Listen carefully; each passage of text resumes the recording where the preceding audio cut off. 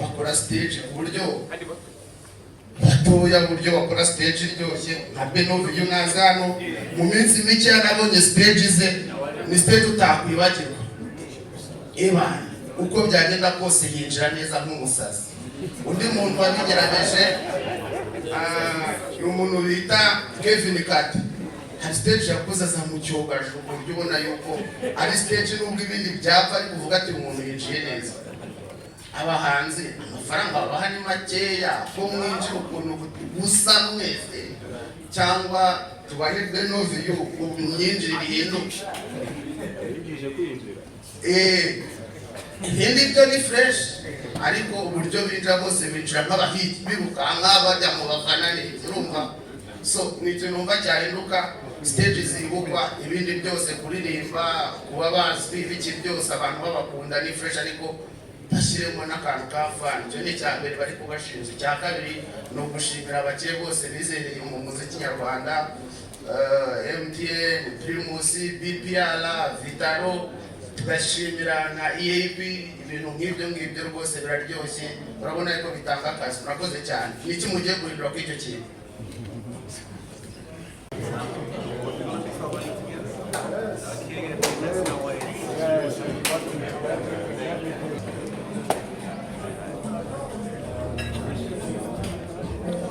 Babiri tutari kumwe hano ariwe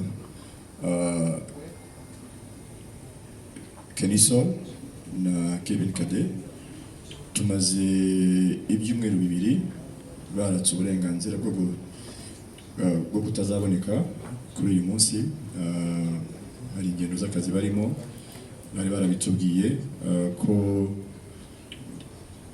kuva kuwa gatandatu batazaboneka, ariko tumaze igihe tuzi iyo tariki yabo. Aho bari nabo nyuma ya press conference baraza kugira icyo batangaza ubwabo. Icyo ni kimwe, ariko mu rugendo tuzagendana. And let me say it in English. We are missing two artists right now, Kenny Sol and Kevin Kade. They request for permission not to be available today because they have some other duties, and but they are going to communicate right after this press conference. Okay, ubwo ngarutse ku rugendo dufite, nkuko mubizi dufite urugendo ruzamara amezi abiri. Ruzatangira ku itariki ya 20 z'ukwa gatandatu rukarangira ku itariki ya 1 z'ukwa munani. Ni urugendo ruzajya mu turere mu ntara zose z'u Rwanda, mu turere 4 nako turere 7, aho tuzahera i Huye tukajya i Muhanga, tukajya Karongi, tukajya i Ngoma, tukajya Nyagatare, tukajya i Musanze, tugasoreza Rubavu. Ni urugendo tuzaba turi kumwe n'abahanzi bose uko mubizi. Ni urugendo kuri inshuro hari byinshi bizahinduka mu mitegurire yacu, muzabibona mu bijyanye na stage, urubyiniro dushaka gukora kuri inshuro. Noneho ni urubyiniro rufite standard iri hejuru, nicyo twabateguza cyane, kandi ikindi gishya kizaba kirimo nuko tuzaba dufite abafatanyabikorwa bandi bo mu turere PSF zaho, aho tuzaba turi kumwe nabo bazanye ibikorwa bitandukanye byabo mu kwamamaza bitewe n'ibikorerwa mu karere runaka. Icyo ni kimwe. Hanyuma kuri inshuro nashaka kugira ngo dufatire umwanya wo gutangaza ikindi kintu gishyashya kizaba kiri muri MTN Iwacu Muzika kuri inshuro. Nkuko mubibona ku bufatanye na Primus, hari urugendo rwabanjirije uruturimo rwamaze imyaka 8 rwa Primus Guma Guma. Urwo rugendo mwararukurikiye, bamwe muri mwe mwari batoya ariko nabo mwararukurikiranaga icyo gihe. kuri iyi nshuro rero ku bufatanye na Primus hari ikintu gishya Primus yongeye muri iri serukiramuco.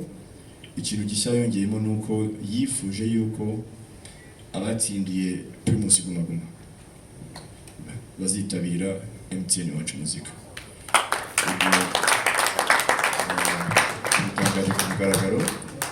Ndaza guha umuyobozi wa Primus hano nawe agira icyo abivugaho.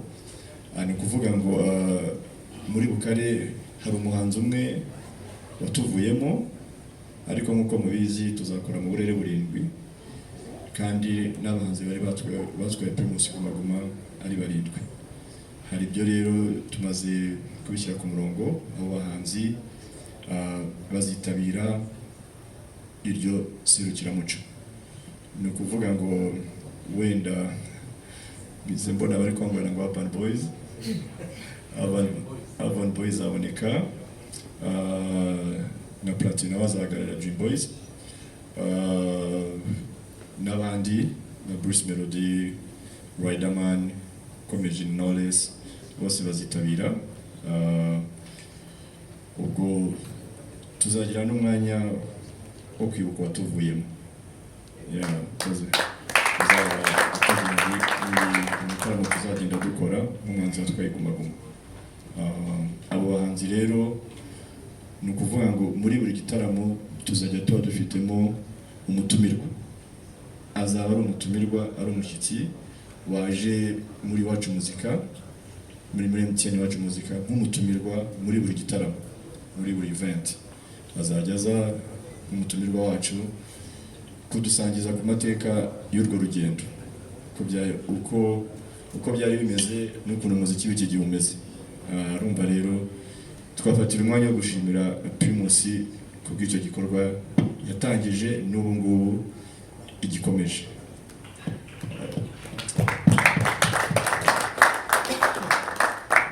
Ku bindi nk'uko mubizi mu ntara harimo kugenda, twebwe dukora event yo kumanywa murabizi, gutangira saa 8 z'isake kugera saa 1. Ni urugendo twifuza kuzagendana namwe, twifuza kuzagendana namwe mwese n'abahanzi bazaba bahari. Ni urugendo rufite icyo ruzahindura ku muziki wacu. Nk'uko mubibona, uko imyaka ishira hagenda haza n'indi generation mu muziki. Twebwe ntabwo tugifata nk'abantu bahanzi nk'uko mubita ngo abahanzi bato. Oya, nta muhanzi umara imyaka 5 akiri mutoya. Ni abahanzi bakuru, ni abahanzi bafite ibikorwa, ni abahanzi bafite ibyo bakoze, bafite n'abakuru babo bafite ibyo bakoze. Navuga ko hari uko imyaka igenda ishira hagenda haza n'abandi bahanzi bavuka, ariko noneho nyuma y'imyaka 5 barashoboye kuba bakora tuba nk'iyi ngiyi bayikora. Niyo mpamvu twabagiriye icyizere, ariko Primus yongeramo ubufatanye n'abakuru babo. Bivuga ngo nicyo twababwira wenda mu rugendo tugiye gutangira, kugira ngo nabyo mubimenye wenda nyuma yo twaza kwakira ibibazo, kugira ngo ibibazo bitangire. Ariko mbere yuko ngira icyo mvuga, naha ushinzwe uhagarariye Primus kugira ngo akonfaminge icyo kintu cy'abartiste ba Primus Guma Guma. I was saying, Fadi, we want to thank Primus, how they support the industry, and how you decide to bring on board the Primus Guma Guma champions. And I would like you to tell them something about that. Thank you. Thank you, Joseph. So, first of all, we're very proud to once again be sponsoring MTN Iwacu Muzika. Every year we've seen this platform grow bigger, attract more Rwandans, and generate greater excitement.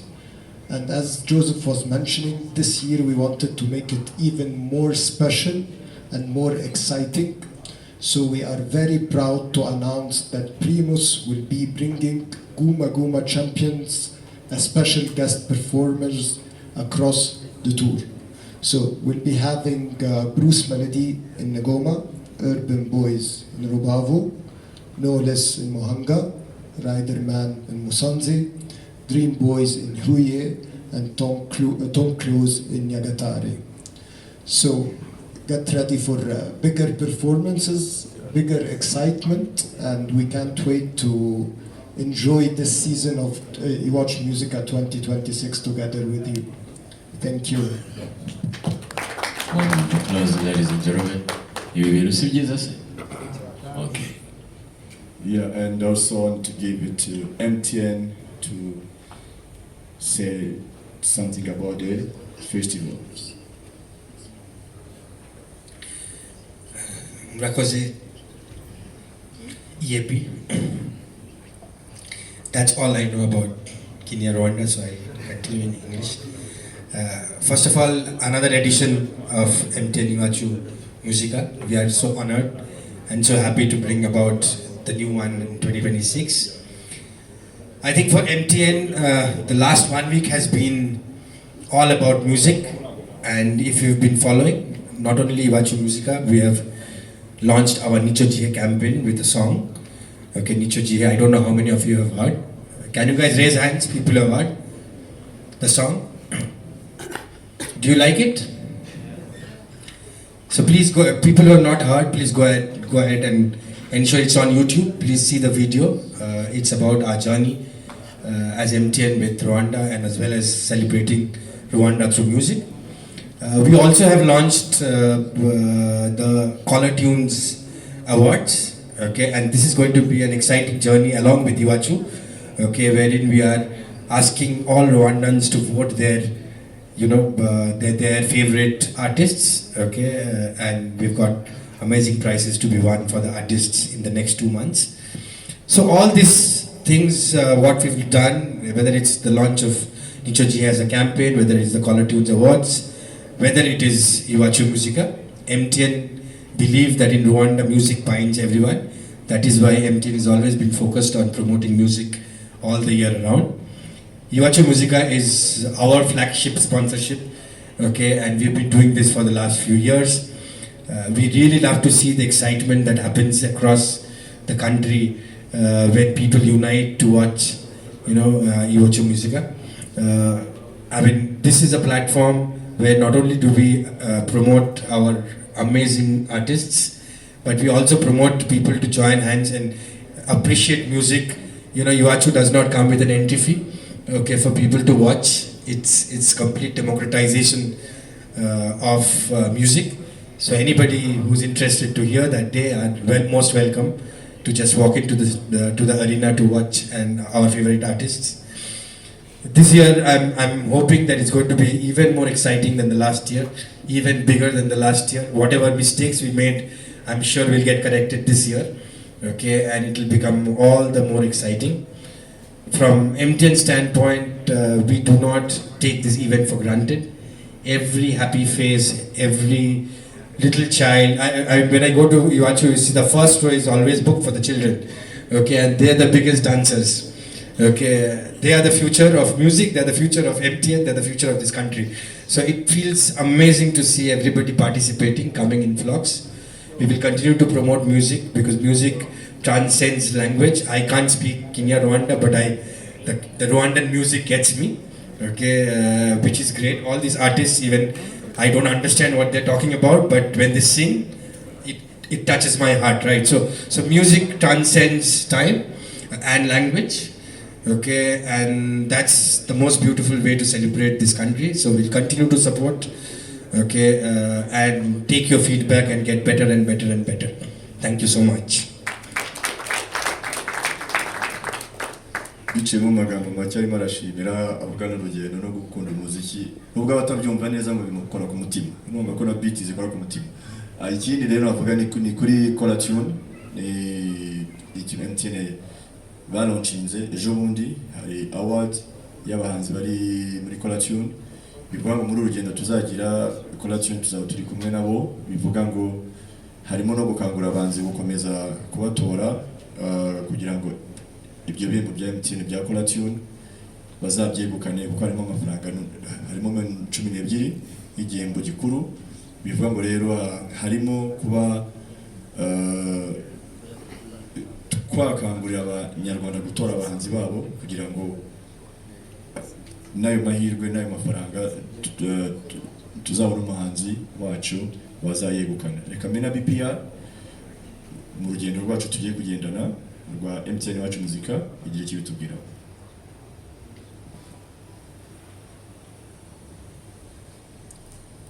Good afternoon once again. So my name is Patricia. I am the acting head of marketing, corporate affairs, and citizenship. As I mentioned earlier, we are so excited to be part of this big festival as BPR. It is our first time to be, of course, part of it, but we do know all about it. We've seen what has been happening in the previous years. Why are we taking part? We want to take part in this festival because we want to get closer to our people. BPR Bank has been around for 50 years. Last year we celebrated 50 years in Rwanda. But we haven't really had a chance to move around the country to talk to our customers. We do have a big network. We cover we have 73 branches all over the country. We have we have many ATMs, around 59. So our bank is accessible in most of the towns that we'll be going to. But for us, it's a chance to connect to our people, to get them to know more about our products. We have very good products, digital products. We have a mobile loan where someone can borrow 1 million very quickly without a hassle.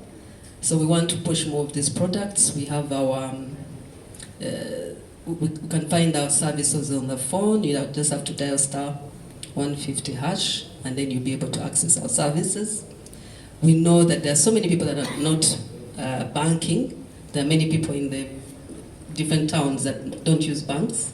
So we want to get more people on board and get them to join this trusted bank, the People's Bank. We're all about people. We are for people for better, so we really want people to join us and get more access to our products. And of course, later on, there will be other products that will be revealed as we get into the festival, which we can't disclose now, but we're excited. We're coming to you with new products. Thank you very much.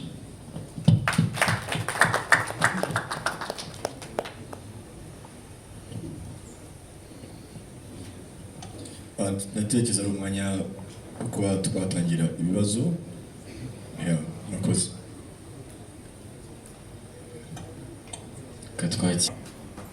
By'umwihariko umukire ashobora kugira ngo guhera 2011 tubona ku magoma ya mbere imyaka 15 arishikira umuziki by'umwihariko n'abarigende banyuze muri guma tugiye kongera kubabona ni byiza cyane. Ikindi nakarina keza cyane karimo abahanzi navuga bagezweho bakora neza. Ntekereza kugira ngo kuri no nshuro kuvuga ko none hitarife yangira ngo bigoye urebye Davis ibikorwa bye nabishidikanyaho Maestro Precizi Rushaft na IP nziza cyane mukwiye kujya kureba Marina Deborah Loskana ahubwo umuntu wenda Kevin Kade ushize yaradutengushye yagiyemo niyaza uyu munsi na press conference yaradutengushye wenda ibyo byo wabikreninze so ariko icyo mfano ko gushimira uruhare hanyuma uyu munsi none Primus kuva 2011 mukorana nirihe banga ryabayeho ryatumye umunsi none mugikorana ko abandi batangira n'abafatanya bikorwa bikanje batandukanye. Uyu munsi none twabonye mujya na BPR ni ibintu byiza cyane. Icyo mfa nabaho ikinini no kugushimira hanyuma wakoshiriye banga ritumye uyu munsi none cyo na Primus.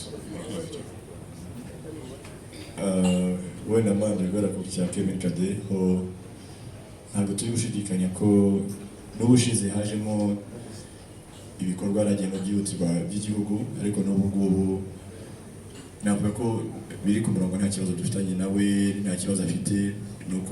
nuko adahari yari yarabisabye kandi abisaba navuga mu byumweru bibiri bishize. Nta rindi banga ryo gukorana na Primus nuko nkuko bivuze kuva 2011 I think I went kuva 2008 tugendana mu rugendo nuko ntabwo turabatenguha mu byo twababwiye, mu byo twemeye gukora, mu byo bifuza ko dukora mu bufatanye bwacu bwa buri munsi. Nta kibazo na kimwe kirabamo kugira ngo tube twatandukana. Ari nabyo twifuza n'abandi bafatanyabikorwa na MTN. Tumaze kugendana urugendo rw'imyaka 4, tutangiye umwaka wa 4, bivuga ngo nabo twifuza kuba twakomezana nabo n'urundi rugendo. Na BPR ije muri entertainment, tugomba kubereka ko ibyo bifuza kugeraho, ibyo batekereza kugeraho, ibyo bashaka muri entertainment kuko bazabibona, kugira ngo nabo tubashe kugendana urundi rugendo rw'igihe kirekire. Nta rindi banga rero, ni imikoranire, ibyo uvuze ukabikora kandi ukabikora mu gihe gikwiye. Murakoze. Abafite ibikorwa ahatuye, ahakorera, ushobora kuba uri gukora umuziki hano muri Kigali, uva muri Nyagatare, dukorana n'akarere na media yabo n'abapresenta babo, batubwira umuhanzi uhatuye uhakorera umuziki ari nahaba. Bivuga ngo rero koko niba utuka muri Nyagatare ufite ingoma zikomeye, byanga byakunda bazaduha wowe, kuko ntabwo ari twebwe tumuhitamo, ni akarere kamuduha gafatanyije na media yaho bose hamwe. Kwinjira kuri stage rero icyo ni cy'abahanzi, uko bazinjira niba bazabitegura, kuko buri munsi afite ukuntu ategura stage ye uko ari buyinjireho. Icyo bazadusaba twebwe nk'abategura tuzakibakorera, kuko nabwo tugomba kureba n'umutekano wabo, ese barinjira gute, biragenda gute. Ibyo nabyo ni ibintu twazaganira nabo, tukareba buri buryo wese ashaka kubikora. Tuzahurira i Huye kandi mwakoze kuzima ni bamugisha.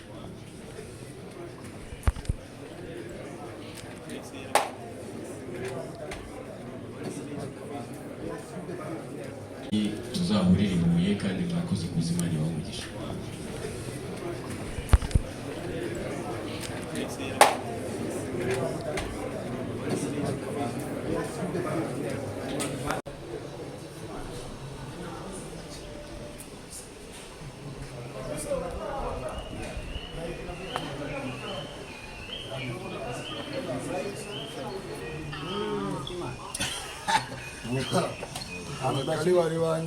Bushe.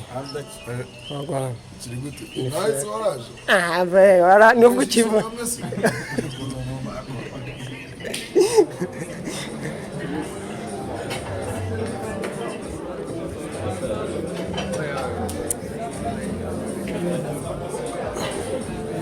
Guys, muri kubibona yuko